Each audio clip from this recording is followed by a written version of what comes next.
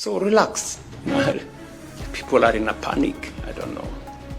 Ile Mungu ameamua ndio itafanyika. We want to have the opportunity to humiliate him ballot. Si namna hiyo. Kama Mungu ameamua Ruto will get a second term, he will. Kama Mungu ameamua vingine, that's what will happen. And we will move on as a country. Yes. Wenzangu, issue ni simple. Watu wanapiga kelele kwa sababu wanasema, jameni, mimi ni mtu ambaye mshahara wangu kwa mwezi ni shilingi 20,000. Hiyo 20,800 inaenda kwa petroli peke yake kwa matatu kuenda na kurudi nyumbani. 12,000 inaenda kwa nyumba ambaye nimekodesha.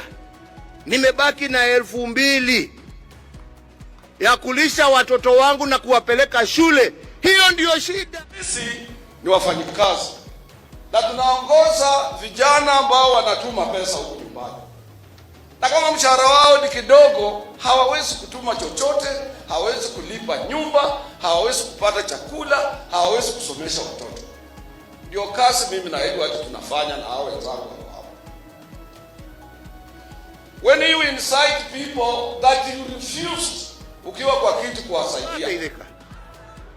Jameni, tujue shida zetu ni shida za taifa na zinatuhitaji sisi wote tutatue. Jameni, Wakenya hawatakula maneno wakiwa na njaa, wataka chakula. Mtoto hatasomeshwa na maneno, niturekebishe maneno ya mashule.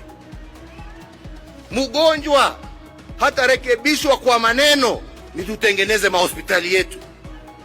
Barabara hazijengi na maneno, nitujenge barabara na mambo yale mengine ambayo inahusu Wakenya.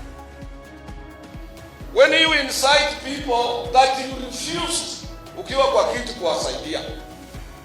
Na hakuna mtu mingi kama huyo, kwa ajili tulikuwa kwa Azimio sisi zote.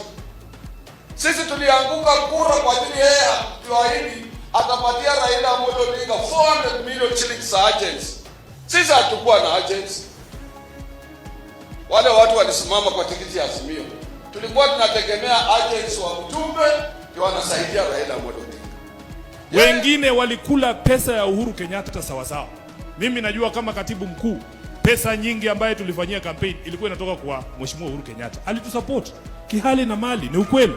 Sasa wale wanasema Sifuna, yeye anatembea na Sifuna. Kama hakusaidia Raila Amolo Odinga atasaidia. Yes. So relax. People are in a panic. I don't know. Ile Mungu ameamua ndio itafanyika.